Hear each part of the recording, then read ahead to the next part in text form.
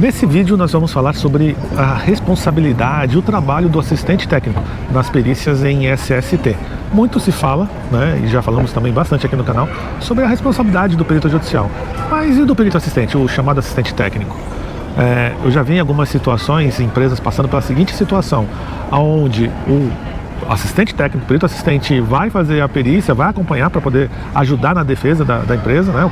O advogado contratou, porém o assistente técnico simplesmente passa um parecer para o advogado falando que a empresa é culpada, sendo que na realidade ele foi contratado justamente para ver brechas na legislação, né, e garantir que sejam corretas as avaliações por parte do perito judicial.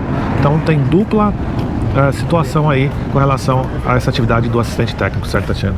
Uma das principais responsabilidades, eu diria assim, do assistente técnico, primeiramente, independente da experiência que ele tem ou não, porque isso não vai falar se ele é um mau ou um bom assistente técnico, é não ter preguiça. Por que não ter preguiça? Muitas vezes tudo está lá na inicial. A própria reclamada, ou ela juntou a documentação dela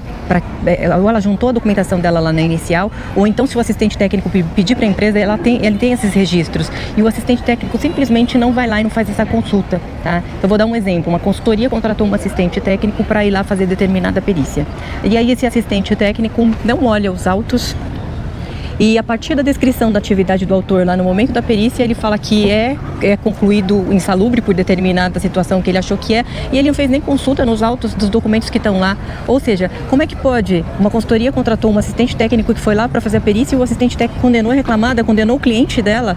Isso não existe em nenhum lugar. Sempre existe brechas na legislação para o assistente técnico trabalhar. Quer seja o assistente técnico que vai ser contratado diretamente pela reclamada ou diretamente pela consultoria. Sempre vai ter essa responsabilidade. Ou seja, a ausência de preguiça para arrumar e para analisar a legislação, para arrumar brechas, para defender esse cliente que te contratou. O advogado da parte, ele precisa de elementos, peças, ele precisa de material para poder fazer a defesa. E o assistente técnico é o cara para isso. Parâmetros, tempo de exposição, e nem sempre aquilo que a gente acha que é, a partir do que o autor falou, é o que é realmente. Você vai procurar muitos agentes, principalmente com relação a tempo de exposição, e como é que você vai entregar um parecer na mão do cliente falando que tem caracterizada determinada condição de insalubridade? Não faz sentido isso. Nenhum cliente, nenhuma consultoria vai contratar um assistente técnico para ter lá como objeto a conclusão ou de insalubridade ou de periculosidade.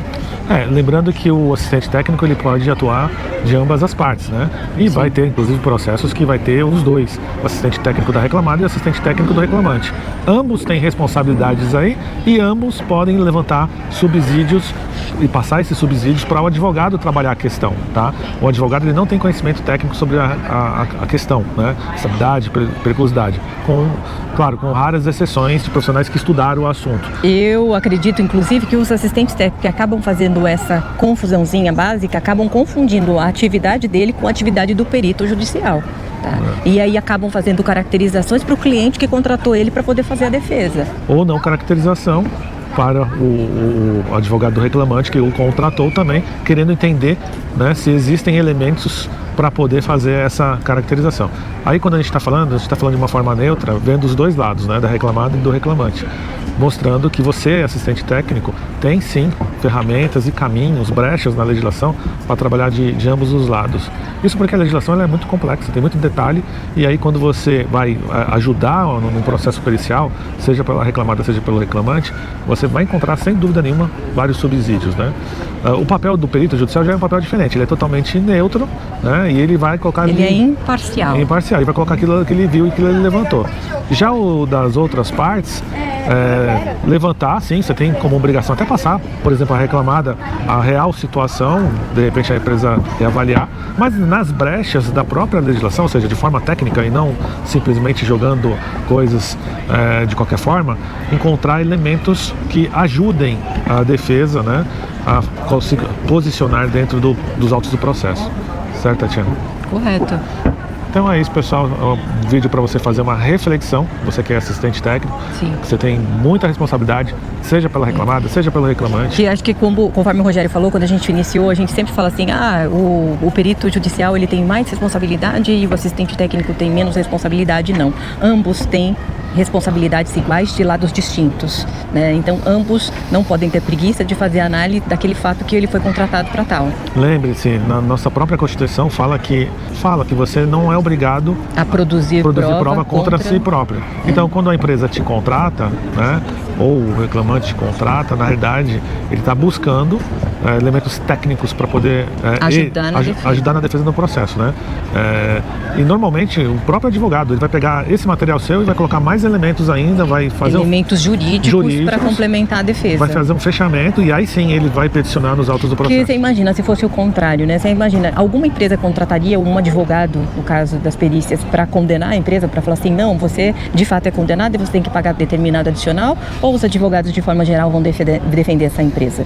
É a mesma coisa. Lá está a defesa jurídica e por isso que a defesa jurídica ela não é capaz, não tem essa capacidade técnica, contrata um braço técnico, que é o assistente técnico, para ajudar nessa defesa técnica. Então, não tem como você falar que de fato tem culpa. Ninguém vai te contratar para você fazer um laudo e falar que foi caracterizada determinada situação. Novamente, você vai buscar elementos técnicos, brechas dentro da própria legislação para poder ajudar a defesa através do advogado das partes. Tá? Então, ficamos por aqui. Espero que você tenha gostado e até o próximo vídeo. Tchau. Até o próximo.